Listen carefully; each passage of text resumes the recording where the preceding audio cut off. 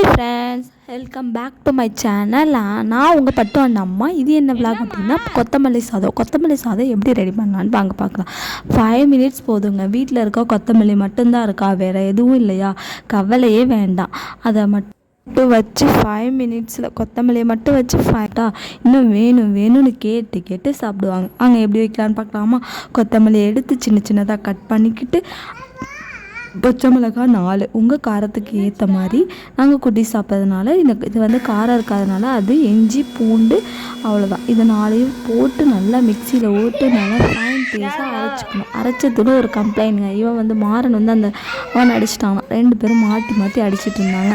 எல்லாத்தையும் ரெடி பண்ணி வச்சுட்டு எண்ணெய் ஊற்றி கொஞ்சம் தேவையான அளவு கொஞ்சம் நல்லா சாதம் ரெடி பண்ணுறோம் இல்லையா, அதனால் கொஞ்சம் நிறைய எண்ணெய் ஊற்றிக்கிட்டு ஹோல் ஸ்பைசஸ் போட்டுக்கிட்டு அப்புறம் ஆனியன் சின்னதாக கட் பண்ணி வச்சுருக்கேன். அதை எல்லாத்தையும் போட்டுட்டு நல்லா கோல்டன் ஃப்ரை ஆகிற வரையும் நல்லா வணக்கணுங்க. அதுக்கப்புறம் சால்ட்டு போடணும். சால்ட்டு போட்டு நல்லா ஃப்ரை ஆக விடணும். ஃப்ரை ஆக விட்டக்கப்புறமா தான் நம்ம வந்து அந்த ரெடி பண்ணி வச்சுருக்கோம் இல்லையா, அந்த பேஸ்ட்டை போடணும்.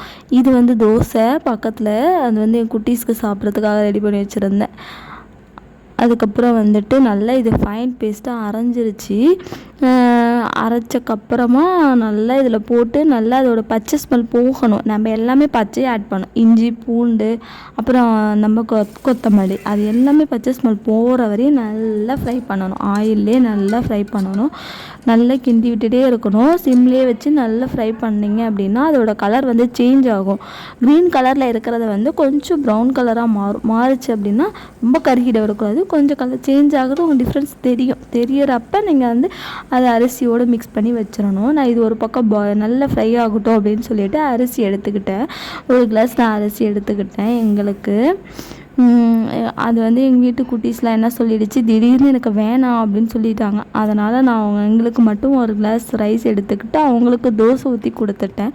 இதனால தான் நான் பக்கத்தில் தோசை ஊற்றினேன்னு சொன்னேன். ஒரு கிளாஸ்க்கு 3 கிளாஸ் நாங்கள் தண்ணி வைப்போம். நீங்கள் உங்களோட ரேஷியோ எப்படியோ அதுக்கு தகுந்த மாதிரி வச்சுக்கோங்க.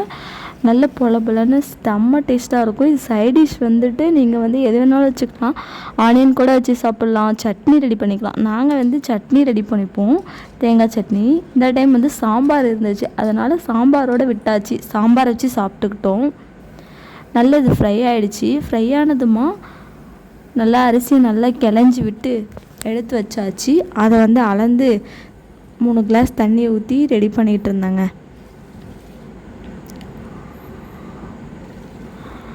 அளந்து விசில் போட்டு எடுத்து வச்சிட்டோம் அப்படின்னா அது வந்து நல்லா 3 விசில் வரும். நாங்கள் வந்து 3 விசில் விடுவோம். 3 விசில் விடுற வரையும் கொஞ்சம் நேரம் வெயிட் பண்ணணும். வெயிட் பண்ணக்கப்புறமா எடுத்தால் கமன்னு வீடே வாசம் வருங்க. நான் மட்டும் இந்த ரைஸ் வச்சேன் அப்படின்னா இந்த தெருவில் இருக்கவங்க எல்லாமே உங்கள் வீட்டில் என்ன ரைஸ்ன்னு கேட்பாங்க. அந்த அளவுக்கு வாசம் கமன்னு தூக்குங்க. நீங்களும் ட்ரை பண்ணி பாருங்கள். ஏதாவது டவுட்டுன்னா எனக்கு கமெண்ட் பண்ணுங்கள்.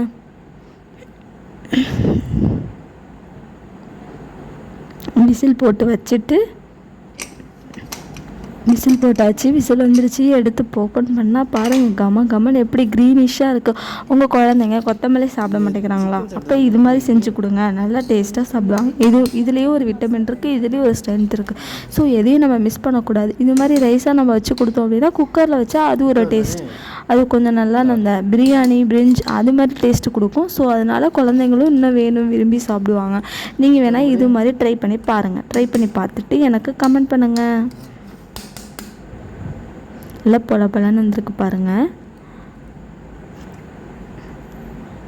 இது எல்லாருமே நாங்கள் எல்லாம் கீழே உட்காந்துட்டு எடுத்து வச்சுட்டு எல்லாம் சாம்பார் ஊற்றி சாப்பிட்டுட்டு என்ஜாய் பண்ணி நைட்டு டின்னரை முடிச்சிட்டோம். Okay, bye. தேங்க்யூ ஃபார் வாட்சிங். Please subscribe my